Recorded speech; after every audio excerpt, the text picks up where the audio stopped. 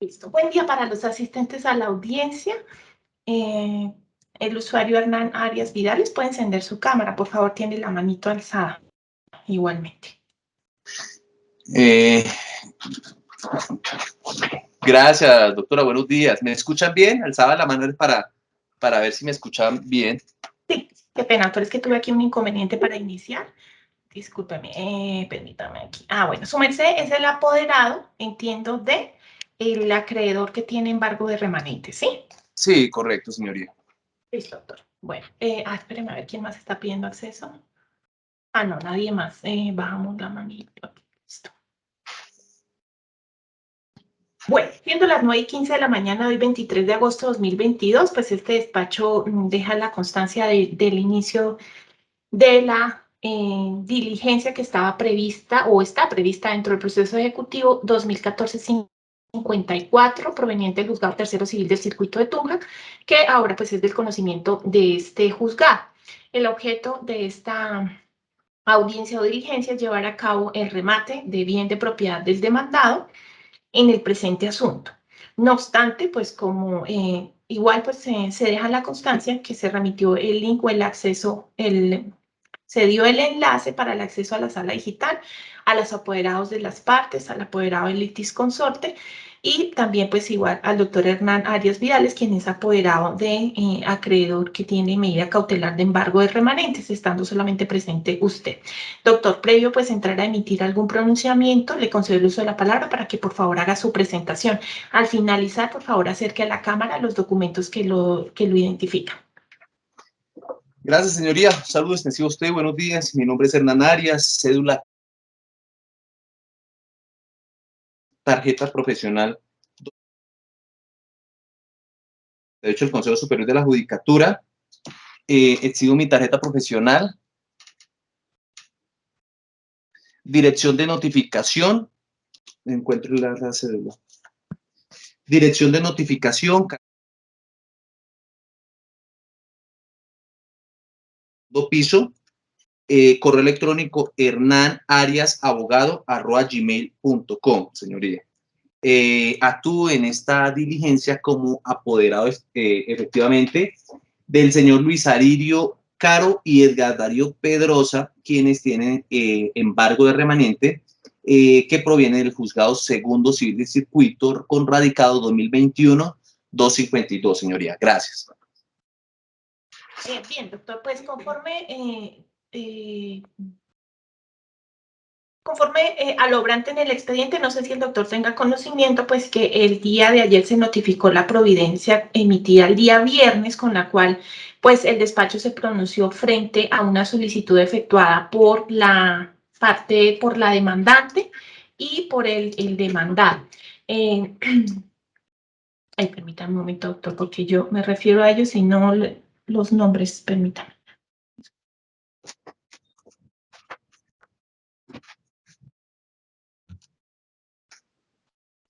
Bueno, la demandante, señora Oliva Wilches de González, y el demandado, señor José Germán Torres Piñeros. En este caso, pues hay una acumulación de demandas ejecutivas en donde son tanto ella como él las partes en los dos procesos ejecutivos. Como lo señalé en auto del 19 de agosto de 2019, como consecuencia de haberse aportado un contrato de transacción celebrado entre estas partes, en el que obviamente allí se consignó una condición resolutoria contractual en el entendido que había una fecha límite para el cumplimiento de la transacción, so pena, digamos, de que la misma no tuviera los efectos que tiene en este caso para el proceso ejecutivo de terminación, sino que se continuara la ejecución. Allí se pactó el 30 de septiembre de 2022 como la fecha límite para el cumplimiento del acuerdo transaccional, el que recordemos básicamente consiste en que las partes acordaron en el monto de 200 millones de pesos el valor total de la obligación o todo lo que se cobra por cuenta de estos ejecutivos acumulados bajo esta radicación. Allí se establecieron por las partes unos plazos para que el deudor lleve a cabo el pago de esa suma de dinero. En la providencia que ya mencioné y que fue notificada por Estado el día de ayer, digamos, se hizo mención del contrato de transacción y de los efectos que tiene este tipo de contrato para el proceso, razón por la cual, digamos, se accedió a la solicitud de las partes de suspender el proceso hasta esa fecha, 30 de septiembre de 2022, y como consecuencia de ello, pues no llevar a cabo la diligencia de remate. No obstante, pues es una providencia que no está ejecutoriada. De hecho, el apoderado del litisconsorte de la demandante interpuso recurso de reposición en contra de dicha providencia y se observa que no envió esa comunicación con copia a los correos electrónicos de los demás intervinientes en la actuación. Entonces, lo que observa el despacho primero es que, y como quiera que no están presentes aquí en la audiencia, pues digamos, no hay manera de correrles el traslado para poder entrar a emitir la correspondiente decisión. Por esa razón, pues lo primero es señalar que frente a ese recurso de reposición que se interpuso, es del caso que ante la inasistencia de los demás intervinientes del proceso a esta audiencia, pues deberá corrérseles el traslado secretarial para pues darle la oportunidad de que se pronuncien frente a la impugnación presentada. Doctor Hernán, ¿su merced tuvo la oportunidad de ver el auto? ¿Lo pudo conocer? Sí, señoría. Sí, señoría. Es decir, en este momento no, por así decirlo, no vamos a realizar la audiencia de remate, ¿cierto, doctora? Bueno, por ahora me pronuncio sobre la providencia no está ejecutoriada, se interpuso un recurso de reposición. Eso en principio llevaría a concluir que sí se debería hacer la diligencia, ¿cierto? Porque la providencia no está ejecutoriada. No obstante, en cumplimiento, digamos, del deber que está consagrado para el juez en el numeral quinto del artículo 42 del Código General del Proceso, en concordancia con el deber igualmente del control de legalidad y de evitar que se incurra en vicios de procedimiento que puedan afectar la validez de la actuación y en última los derechos sustanciales de las partes que está consagrado en el artículo 132 del Código General de Proceso, se decide no realizar la diligencia. ¿Por qué razón? Porque obviamente analizado el caso, pues establece efectivamente la celebración del contrato de transacción, ¿sí? Se aportó el escrito. Y la transacción, como ya lo dije, pues eventualmente puede tener efectos de terminación del proceso. De manera que si yo llevara a cabo la diligencia de remate, pues estaría disponiendo de un bien del deudor, ¿sí? Cuando las partes acordaron que el pago de la obligación se hiciera en dinero y no con ese bien. ¿Me hago entender? Entonces, y también, pues obviamente con relación, digamos, al derecho de los acreedores que usted representa, doctor, observo que la transacción no versa sobre el bien que está aquí embargado, secuestrado y avaluado, listo para arrebatar. ¿Qué significa esto? Pues que eventualmente, si el proceso termina por transacción, pues el bien tendrá que ser desembargado y puesto a disposición del proceso ejecutivo que cursa en el Juzgado Segundo Civil del Circuito en razón de la medida cautelar decretada en favor de sus representados. Entonces, digamos que analizada la situación en ese contexto y obviamente para evitar, es que es más, sería ciertamente difícil o muy gravoso, digamos, retrotraer una diligencia de remate si eventualmente se cumple la transacción. Ya fue puesto en conocimiento del juez y de las partes del proceso la existencia del contrato y, digamos, yo no puedo desconocer esa realidad sustancial que tiene efectos para el proceso. Entonces, esas son las razones por las que decido pues no realizar o no llevar a cabo la diligencia. En todo caso, pues no sé si el doctor Hernán quiere hacer algún pronunciamiento. Sí, señoría. El suscripto había manifestado a mis clientes del remanente de la diligencia de hoy. Es más, estábamos con una persona que iba a hacer postura precisamente, pero en virtud de esto, pues teniendo en cuenta la consignación que se iba a realizar, que es siempre alta para el 40%, pues decidimos esperar a que se hiciera la diligencia. El suscrito, señoría, con todo el rigor del respeto, no comparte en absoluto la suspensión del proceso que dio usted a raíz de la transacción. Son dos figuras distintas, la transacción y la suspensión del proceso.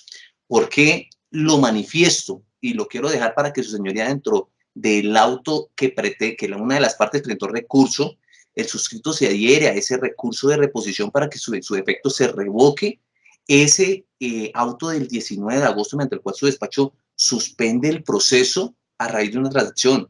La transacción es el acto en virtud del cual las partes dan por terminado. Señoría, el Tribunal Superior de Bogotá se ha pronunciado en varias oportunidades que la transacción no es una situación en la cual las partes acuerden fórmulas de pago o acuerdos de pago a futuro o posteriores. La transacción tiene como fin poner finalización absoluta al proceso que se está ventilando. Entonces, si el despacho hizo la suspensión del proceso a raíz de la transacción, también mal hizo, porque la suspensión del proceso es una situación distinta a la transacción. Y nosotros como acreedores remanentes, el artículo 466 del Código General del Proceso textualmente, señoría, señala lo siguiente: para que opere la suspensión dentro de un proceso en el cual existen remanentes, se requiere de la previa autorización y por lo tanto el suscrito había enviado un escrito y solicitándole a su señoría que no decretara la suspensión del proceso si no existía una aceptación absoluta por parte del acreedor de remanente. Dice el artículo en su parágrafo segundo, dice: cuando estuviere vigente alguna de las medidas contempladas en el inciso primero, hablo de los embargos de remanentes, la solicitud para suspender el proceso deberá, imperativo procesal, señoría, estar suscrita también por los acreedores que pidieron aquellas. Si observamos acá, la norma textualmente nos pide que para que exista una suspensión del proceso, de un proceso que está tramitando, donde existe un embargo de remanentes decretado, tiene que existir obligatoriamente la aceptación propia de la parte que solicitó el remanente. Aquí las partes llegaron a una transacción de la cual no debería haber sido aceptada porque no daba finalización al proceso y no se podía a raíz de esa situación suspender el proceso. Consecuentemente, la transacción no sirve para suspender el proceso, porque para eso la suspensión del proceso se pasa con un escrito firmado entre las partes en las cuales acepta. Pero cuando hay embargo de remanentes, necesita de previamente la autorización de esos acreedores que tiene. Es más, es que no es como su despacho manifiestan que el que embarga remanentes no es ninguna parte procesal. No, es cierto, no es parte, pero sí tiene unas garantías propias como acreedor. Es más, la misma ley le permite presentar avalúos, allegar las publicaciones de remate, lo cual hizo el suscrito como acreedor de remanentes. Los mismos acreedores podrán presentar la liquidación de crédito, solicitar órdenes de remate, hacer las publicaciones para el mismo o pedir la aplicación del desistimiento tácito y la consecuente terminación del proceso. Entonces, cuando sepamos dentro de un proceso de existencia de un embargo de remanentes, tenemos que ser precavidos frente a la transacción o a la suspensión que pasan esas partes. Porque, vuelvo y reitero, señoría, la transacción tenía como fin terminar el proceso, no suspenderlo al otro mes o al otro año, ¿sí? Porque imagínense donde una transacción tuviera los efectos de suspender el proceso hasta un año o 2 años, ¿sí? En espera de que entonces en el que el embargo remanentes queda en absoluta desprotección total. Entonces, bajo esos parámetros, señoría, yo sí le solicito amablemente que debe revocarse y no suspender el proceso, independientemente de la situación de la cual hayan llegado la parte demandante y demandada dentro de esta situación extraprocesal. Independientemente, el proceso no puede suspenderse, no puede suspender su curso. ¿Por qué? Porque aún falta la aquiescencia establecida en el artículo 466, párrafo segundo, en el cual se establece que el acreedor que embargó remanentes deberá dar su aceptación para suspender el proceso. Entonces, bajo esos parámetros, considero el despacho que hoy sí debería haberse hecho la diligencia, que se estableció un auto días antes, llegó una transacción en la cual unos días antes a la diligencia de remate confundió en absoluto a los postores de los cuales se pretendían hacer postura por una diligencia de remate, de la cual de haberse hecho, hoy tendría que haberse abierto la pública subasta, haberse cumplido con todos los requisitos de fondo y haberse declarado sin valor ni efecto el auto mediante el cual se había suspendido el proceso por por esa situación. Pero en virtud de la situación que vamos a hacer hoy, decidimos con las personas que interesan el remate no hacer postura, fue en virtud de este auto. De este auto fue el que lamentablemente confundió la situación de la diligencia de remate para el día de hoy. Por esa razón me hice yo presente para dejar establecido, señoría, que sí me adhiero como tal, como recurrente, digámoslo, con respecto a ese auto del 19 de agosto, porque si un día se sirva a revocarlo, teniendo en cuenta que la transacción tiene como fines colocar fin absoluto al proceso. No es suspender ni es establecer nuevamente unas fórmulas de pago a futuro, ni una suspensión a futura del proceso, sino terminar el proceso o presentar la terminación del proceso, que es lo más simple y llano que puedan hacer las partes, y por aparte procesalmente pueden llegar a los acuerdos que consideren pertinentes. Pero en este escenario la transacción tenía como fin esa situación y más de un juez rechazan las transacciones en virtud de esa situación, de que no establecen la finalización del proceso. Entonces, bajo estos parámetros, señoría, eso era lo que quería dejar establecido entre esta audiencia para que su señoría, después de los traslados respectivos y eso, se sirva revocar su auto y no suspender el proceso. Señalar nuevamente fecha independientemente del acuerdo extraprocesal que hayan llegado las partes a través de esa transacción que no puso fin al proceso. No es una transacción porque no puso fin al proceso. Por lo tanto, independientemente de esa situación, se continúe con el proceso y se señale una nueva fecha para diligencia de remate, señoría. Gracias. Bien, entonces conforme pues a lo que manifiesta el doctor Hernán Arias, tener en cuenta que se reciben sus argumentos, entendiendo como expresamente lo manifestó, que está adhiriendo como recurrente frente a la providencia que se emitió el día 19 de agosto de 2022. Entonces, por la Secretaría del Juzgado, pues se va a correr el traslado no solamente del recurso interpuesto por el apoderado de la litis consorte, sino también el recurso, pues que obviamente hizo su sustentación, digamos, en este momento, el apoderado del acreedor que tiene medida cautelar de embargo de remanentes, como quiera, pues que en efecto la providencia está ocurriendo su término de ejecutoria. El despacho considera que es una formalidad innecesaria exigirle pues al doctor que formule por escrito. No obstante, si usted quiere hacerlo, doctor, puede hacerlo, pues de pronto sí es para mayor facilidad del traslado, para que los demás puedan conocer, digamos, con más inmediatez el tema de sus argumentos, ¿sí? Para que por favor lo haga, los plasme por escrito. ¿Vamos a entender? Sí. Listo, eso. Lo otro, que quede la precisión que en este momento lo que yo estoy decidiendo es con fundamento en el artículo 132 del Código General del Proceso, en concordancia con el numeral quinto del artículo 42 de la misma codificación, suspender la realización de la diligencia el día de hoy. ¿Sí? En este momento yo no estoy resolviendo sobre la suspensión del proceso, digamos, ya decidí sobre eso, pero pues hay una interposición de recursos y hay que resolver. Entonces, lo que hice fue suspender la realización de la diligencia para que quede precisión. Entonces, como quiera, pues que nadie más se ha hecho presente en la sala digital y habiéndose agotado por completo el objeto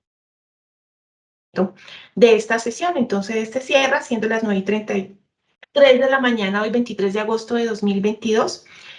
Se levantará un acta con la constancia sucinta de lo acaecido. Gracias por su asistencia, doctor Hernán. Ya se puede desconectar. Gracias, señoría. Muy amable.